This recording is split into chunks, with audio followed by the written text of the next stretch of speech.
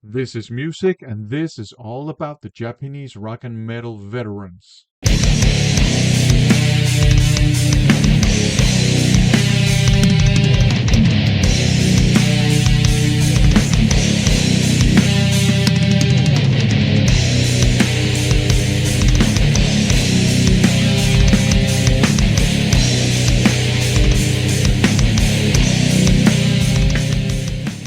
Welcome to another First Impressions video. In these videos, I share with you my first impressions of the many blind buys I've picked up lately. In this video, I am going to show you 5 albums by 3 artists that are veterans on the Japanese rock and metal scene. And I think a lot of the current bands on that scene owe a lot to these artists. And we'll start with a band that I would consider pioneers of the all-girl rock and metal scene, and these ladies go way back to the 80s. And I think a lot of the contemporary, current, modern all-girl and rock metal bands from the Japanese scene, I think they owe a lot to this band. We're, of course, talking Shoya, and this is Touch the Sun by Shoya, with Stephanie on vocals, while Keiko was out of the band for a while. And this has been described as Shoya's grunge album. To be honest, I don't think it's a grunge album at all. 90s rock album, yes, maybe. But if I'm being honest, I think this has more in common with late 80s melodic hard rock and melodic metal, and even 70s hard rock than it does with grunge.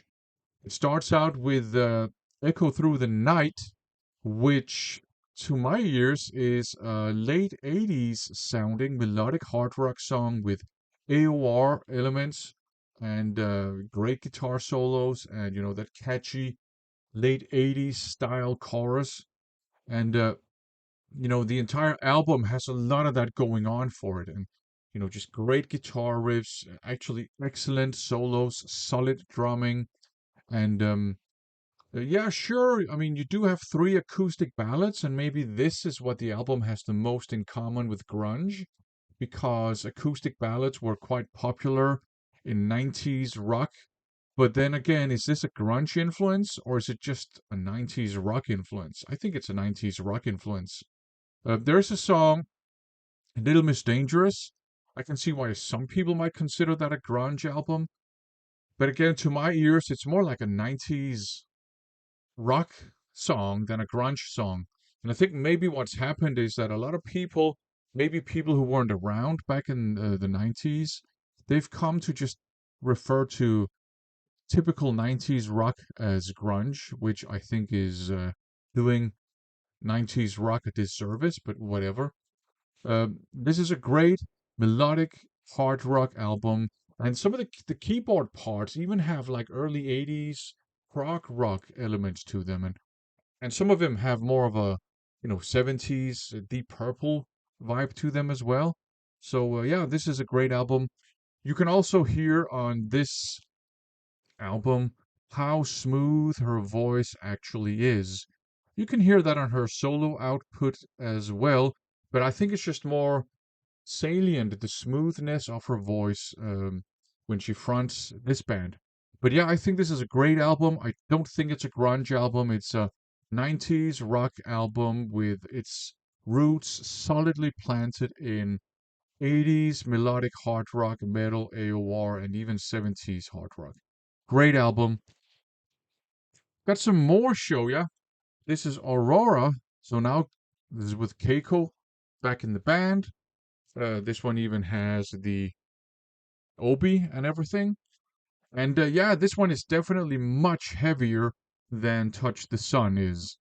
You got some almost like power metal kind of things going on. You also have those kind of prog rock sounding keyboards on this one, and also the more Deep Purple inspired keyboards in this one. Solid, heavy drumming as well. You got a couple of really fast songs in this one, and you also have, a ballad or two, and there's also some AOR on this. And yeah, the best track in my opinion is actually the bonus track, No Regrets, because it's such a fast song. But I mean, there are a lot of other songs on here that are, fast and heavy, and you even have, I think it's Metamorphose, which is almost like a little bit progressive. And this is a great album as well, a great heavy metal album. The production is quite modern and crisp, but the music itself, yeah, it also has some more like modern, up to date metal elements, but definitely the roots are 80s rock and metal for sure. Great stuff. Really, really good album. And I actually think Keiko's vocals are excellent on this one. Not that they're not excellent on all the other albums that she sings on, but I just think they're particularly excellent on this one. So this is a really, really great, just modern, melodic heavy metal album, but quite heavy in places. We got more show ya. This is Progress, and this one also has the OP, so that is cool. Uh, this one is also quite heavy, I would say.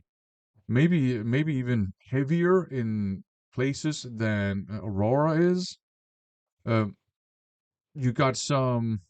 You also have some more like fun hard rockers. There's a song called Rock Love, which is just a fun hard rock song, and again, great guitar work. Also, great vocals by Keiko on this one, and the drumming on this one, for some reason, I'm kind of reminded of a Cozy Powell. So super solid drumming, but with some really cool and powerful fills. There's also a slightly progressive vibe to this one. Maybe the guitar tone is not as heavy as on Aurora, but you have, a lot of fast songs on here. You also have power metal elements on this one. Sure, a little bit of AOR as well. You got the trademark melodic metal sound and approach. So yeah, great. Definitely uh, these two Shoya albums, really, really good examples of the more modern era Shoya, heavy, melodic, power metal elements, great vocals by Keiko, solid drumming, maybe a Cozy Powell influence. Really good stuff.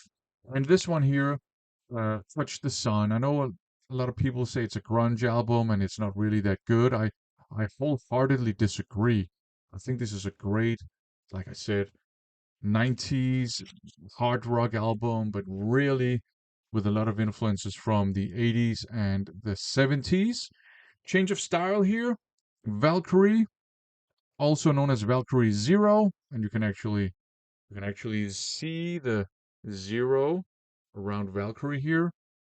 So this is a thrash metal band, and they're also all ladies, also with an OB, so that's cool.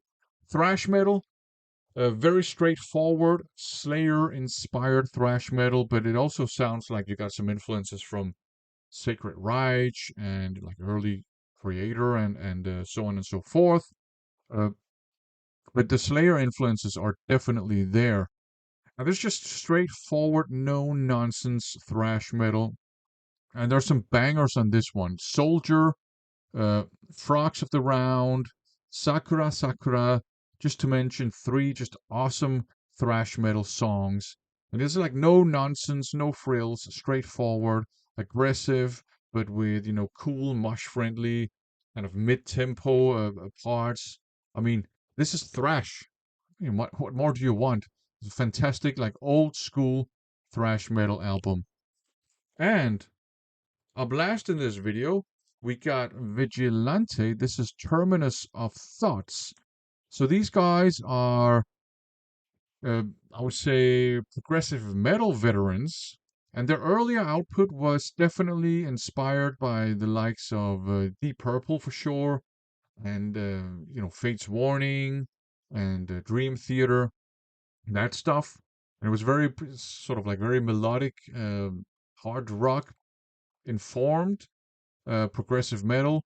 But this one here, this one is almost like, at least in places, some of the songs are power thrash songs. You got thrashy drum beats, and you definitely got the power metal influence. You got the thrash influence in the riffs as well. In some of the songs, the vocals are really aggressive, really shouty. So it's kind of like prog tech melodic power thrash. I mean, some of the songs are also more like straight up, progressive metal songs without the thrash. And you definitely do have the odd time signatures every now and then. You got the advanced guitar solos and the sort of challenging parts. Songs that are more challenging to listen to. But this is a great album, more aggressive than their early stuff for sure, and maybe less progressive in a way, but it's still progressive. It's just thrash and power metal informed. I think the vocals are really great, but also unique. It's kind of hard to describe the vocals. You gotta listen to and check them out, for yourself. Maybe you won't like him. Maybe they're an acquired taste. I don't know. I think they're great. You got some just crazy good guitar solos. I mean, it is a great, yeah, progressive metal album. Absolutely awesome. Kind of like if you've checked out Fatal Force, it's not dissimilar from Fatal Force. Maybe a little bit faster, a little bit thrashier in places. But yeah, if you like that sort of progressive metal, like Fatal Force, this one is worth checking out. And I would say if you just like progressive metal, check out Vigilante. Doesn't really matter which album you check out. I mean, this one is great, and all their other albums that I've heard are great. So there you go, a handful of albums by veteran artists from the Japanese rock and metal scene. I like them all, but as always, check them out on your own, see if you like them. For now, thanks for watching.